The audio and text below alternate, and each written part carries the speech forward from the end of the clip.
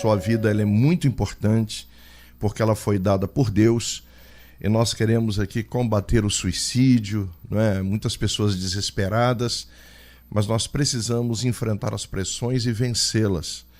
E eu creio que o Senhor tem uma palavra para nós nessa tarde, aqui em Ezequiel, capítulo de número 37, um texto conhecidíssimo do povo de Deus.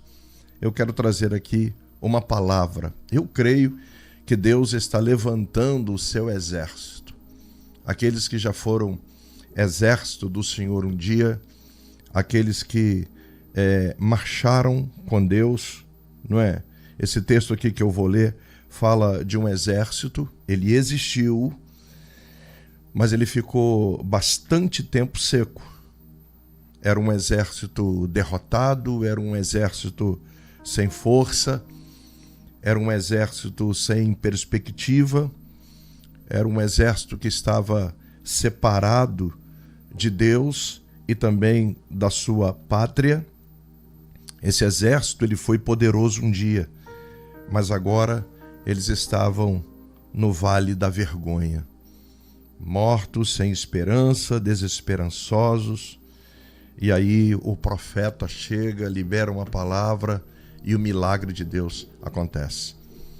E eu quero abrir a minha pregação hoje falando sobre isso. Talvez você esteja inserido nesse contexto. Um dia você foi um guerreiro, você foi um batalhador, você foi um soldado de Cristo, mas agora você se sente desconectado, apagado, seco. Essa é uma palavra para mim, essa é uma palavra para você, porque eu acredito piamente que o Senhor está levantando o seu exército para voltar a marchar e conquistar. Nós não podemos perder a expectativa, nós não podemos perder a esperança. Temos que continuar caminhando, porque eu vejo o Senhor virando o jogo em todos os segmentos da sociedade, né? O Senhor já está virando o jogo em Brasília e em muitos lugares, porque é Ele o Senhor de toda a terra.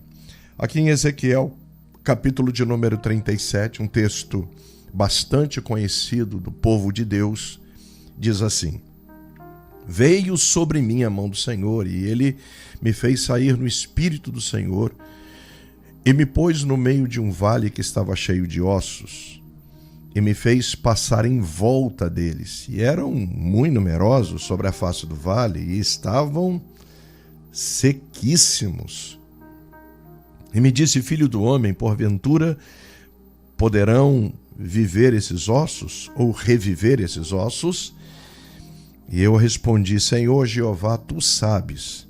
Então me disse: profetiza sobre esses ossos e dize-lhes: ossos secos, ouvi a palavra do Senhor.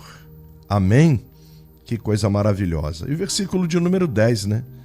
E profetizei como ele me deu ordem, então o Espírito entrou neles, e viveram, e pondo-se em pé, um exército grande em extremo. Que palavra maravilhosa. Vamos orar? Pai, te louvamos pela leitura da tua palavra e pelas aplicações que o Espírito há de fazer ao nosso coração nessa hora. Traz a tua revelação e nos edifiques, é o que te pedimos, no nome de Jesus. Amém e amém. Queridos, eu estou aqui para profetizar vida. Eu não sei o que você está passando, eu não sei o que você está pensando, eu não sei qual é a pressão que você está enfrentando, não conheço a sua luta, mas essa é uma palavra para você. Eu estou aqui em nome de Jesus para profetizar vida sobre você. A nível de introdução, eu diria, Ezequiel foi um profeta do Senhor num momento muito difícil para o povo de Deus. Ele se deparou com sofrimento, humilhação, dor, perdas irreparáveis e angústia caracterizavam Israel naquele momento. Deus o escolhera e o levantara com visões a respeito das condições do povo, revelando por seu intermédio a sua vontade, os seus planos, as suas estratégias para aquela nação que estava gemendo, que estava sofrendo. As visões do profeta Ezequiel, elas trazem grandes verdades, grandes lições para nós. E a chave, não é? Aqui ela vai virar de vez. A palavra do Senhor através do profeta é de que virá um tempo de restauração, um tempo de esperança para a nação de Israel, que eles iriam sair daquele aperto, daquele momento difícil que eles estavam vivendo no exílio da Babilônia. E isso aconteceu. Deus levantou um rei persa, Ciro, e ele abençoou Israel, dizendo para todo Israel voltar para casa, reconstruir a sua nação. E isso aconteceu, né? Um tempo de restauração sem precedentes, preparado por Deus, aconteceu. E quando Deus quer, ele usa até um rei ímpio para liberar o povo, e esse povo então voltar para sua casa, para sua cidade, para sua terra. Não há nada tão grande, queridos, demais, que Deus não possa tocar. Não há nada, absolutamente nada, enorme, impossível aos olhos humanos, difícil, que Deus não possa transformar. E aqui nesse texto, a verdade, aqui a chave aqui desse texto, é que o Senhor deseja que a morte se transforme em vida.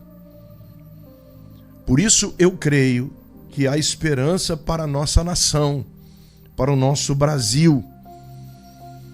Quando a gente olha para tudo aquilo que está acontecendo, não é?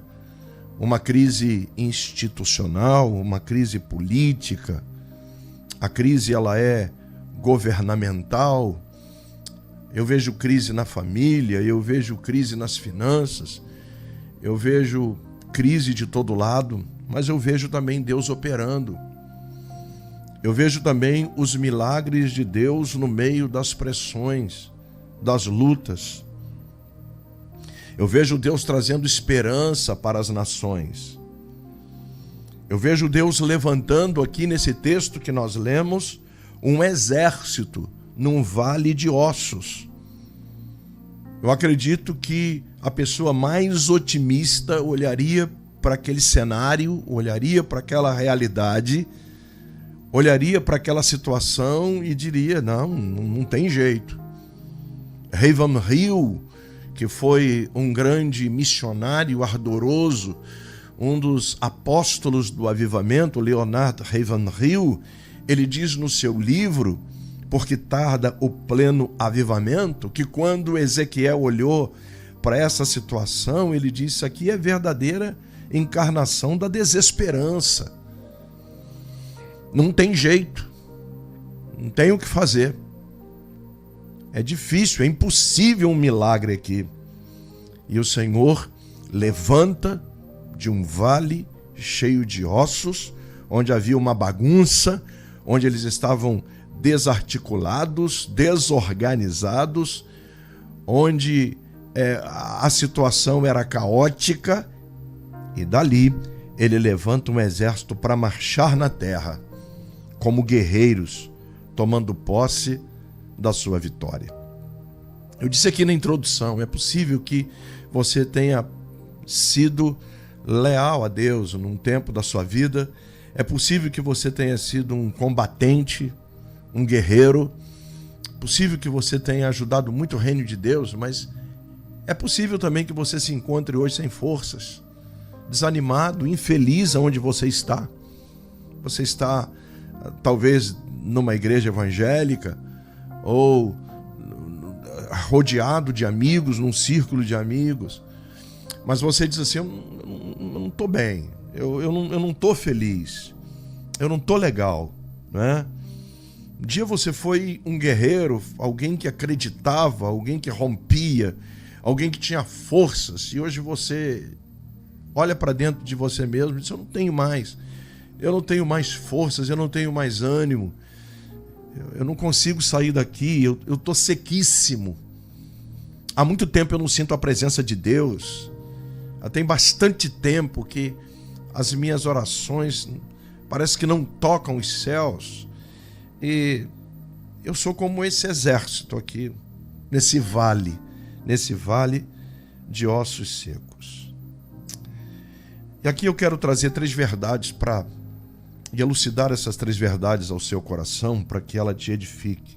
Primeira pergunta que eu quero fazer é: Deus já te levou para um vale de ossos? Quantos de nós o Senhor já levou para os desertos, para os vales? Quantos de nós o Senhor fez peregrinar nos lugares difíceis, nas situações mais incontroversas, nas situações mais esquisitas, nas situações mais atemporais da vida? Em momentos marcados pela dor, pelas lágrimas, por perdas, por desânimo, que a gente chega até a questionar a razão do Senhor fazer isso conosco. A gente questiona, dizendo, Senhor, por que eu estou passando por isso? Por que o Senhor permitiu que eu atravessasse esse vale escuro, esse vale horrível, que não tem água, que não tem saída? O texto está nos dizendo, em Ezequiel 37, que veio sobre ele a mão do Senhor, e ele foi conduzido pelo Espírito do Senhor e colocado no meio de um vale de ossos secos. Então o profeta, ele é levado para o vale de ossos secos, nesse deserto. É possível que haja entre nós pessoas assim. Às vezes a gente está andando no meio dos ossos durante bastante tempo. Ele rodeou os ossos durante bastante tempo. E que a gente está olhando para o casamento e é apenas ossos, não tem mais vida. A gente olha para o gigante, a gente olha para a circunstância e diz assim, a minha vontade é desistir de tudo. É desistir da igreja, é desistir do casamento, é desistir de família, é desistir de trabalho, é desistir de tudo. A gente olha para a situação e diz assim, mas é muito complicada, muito difícil. O texto que nós lemos diz que Ezequiel ficou dias rodeando o vale. E o vale aqui tipifica os problemas.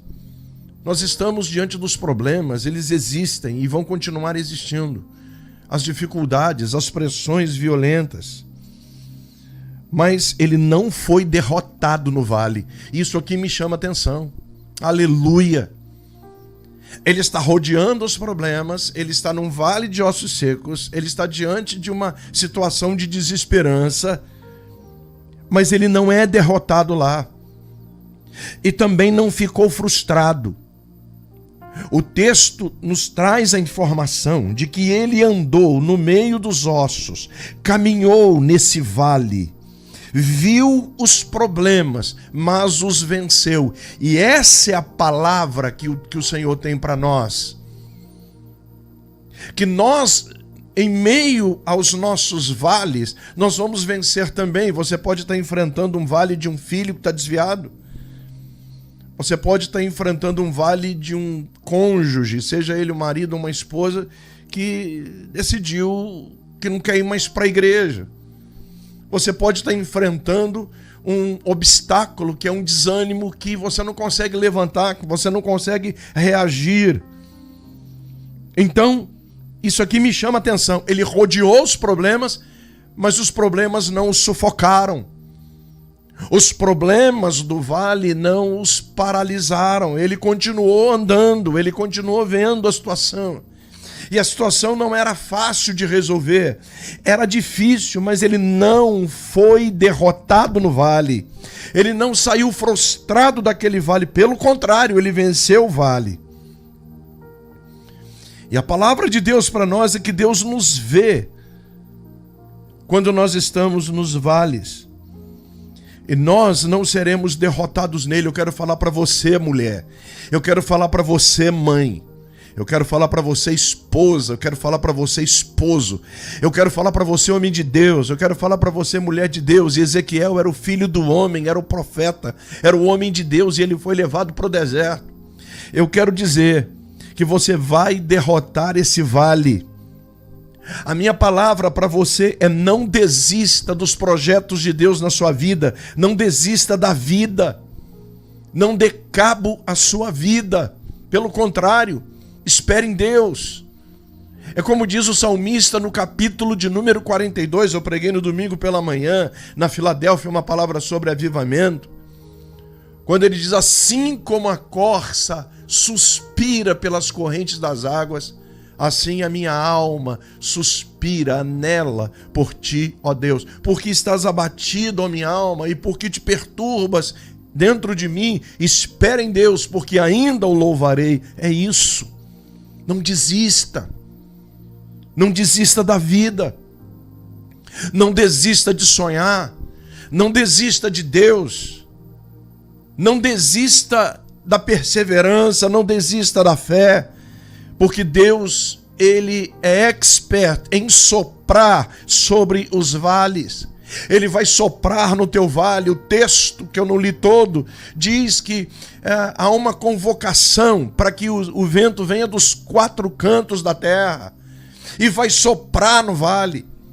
E aquilo que é desesperança vai se transformar em esperança, aquilo que é morte vai se transformar em vida, aquilo que está espalhado Deus vai organizar, e aquilo que não levanta, Deus vai levantar e vai transformar isso num grande exército, porque é Ele que faz o milagre.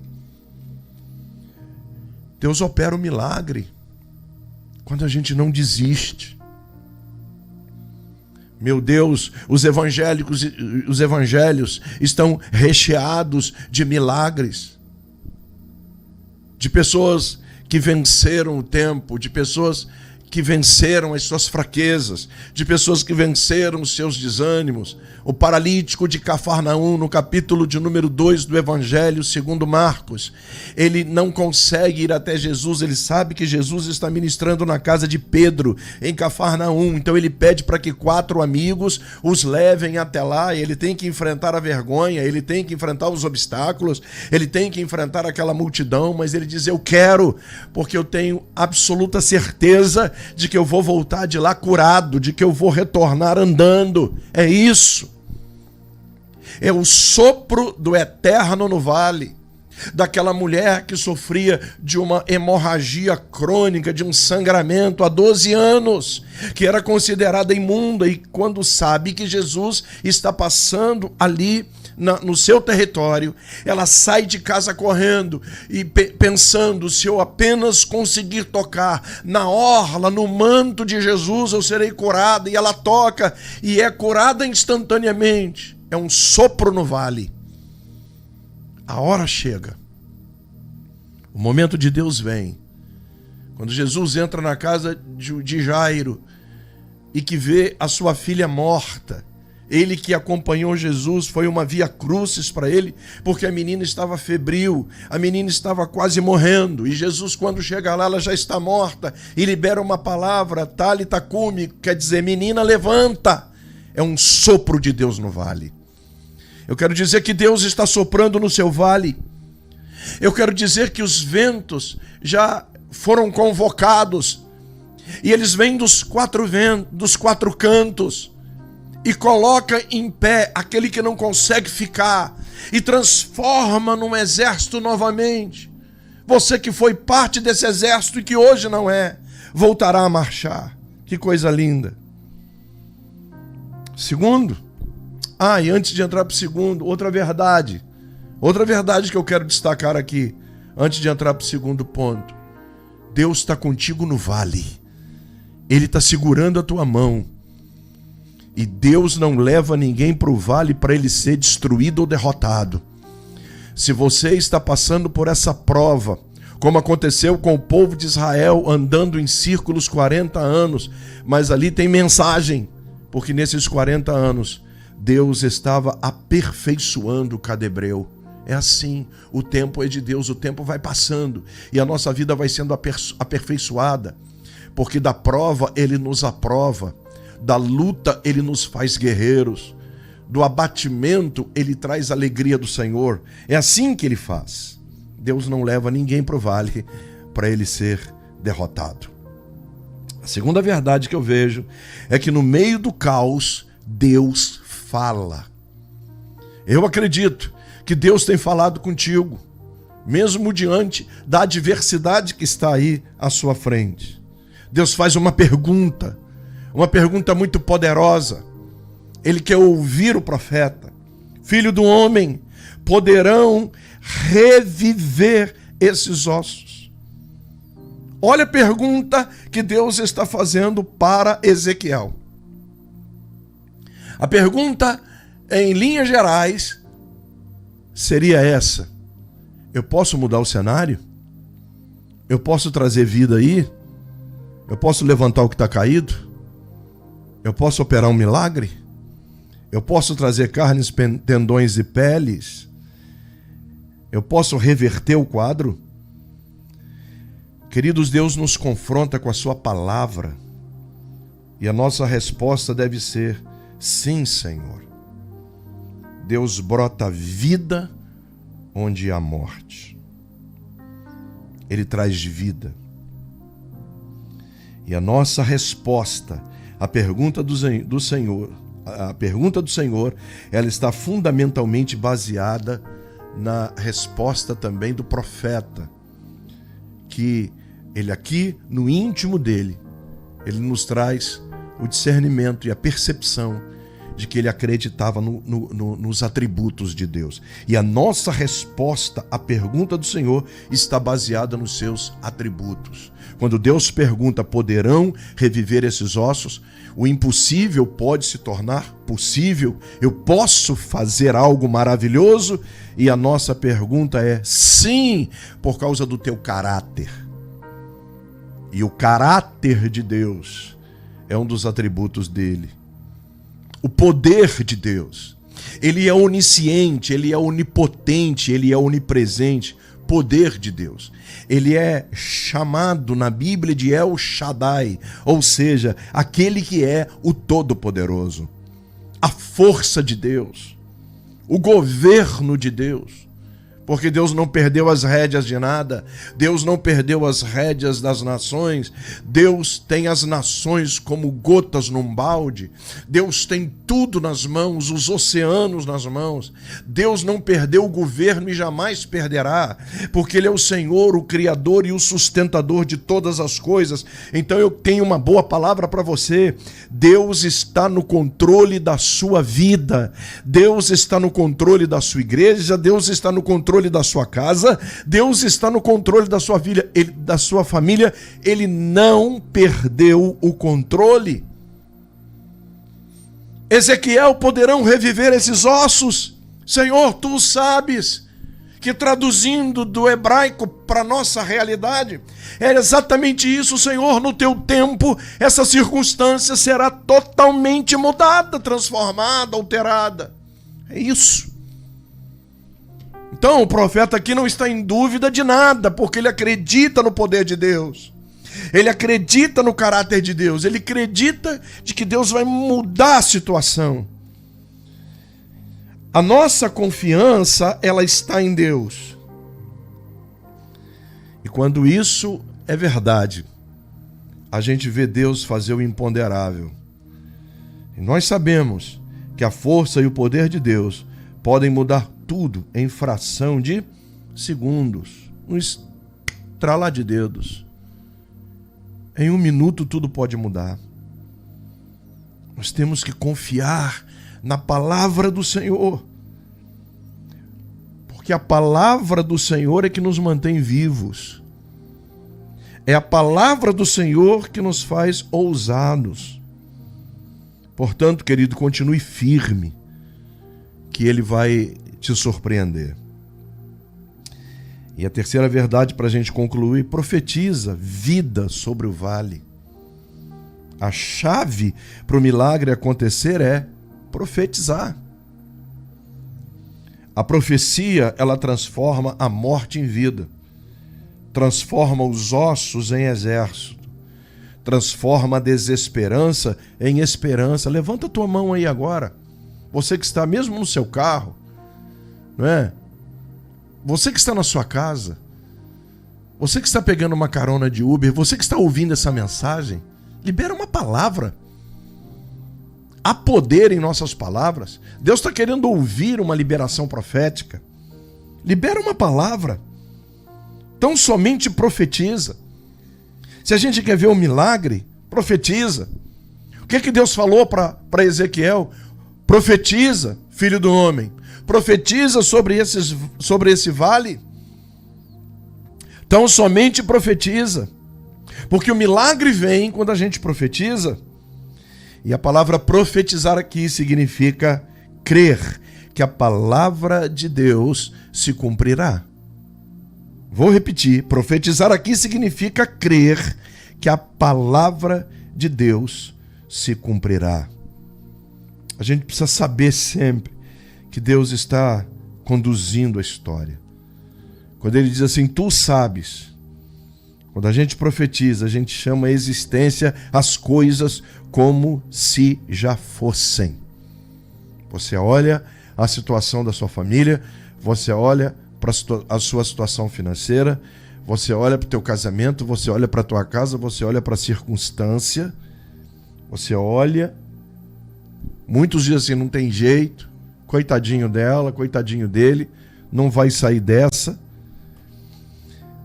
Aí você vê teu cônjuge convertido, teu marido ou tua esposa, aí você vê o câncer sendo repreendido, vencido, você vê que Deus começa a trazer prosperidade para a tua vida financeira, que a esposa volta para casa, que o esposo volta para casa, tudo porque você creu na palavra, porque você profetizou, porque você gerou o milagre.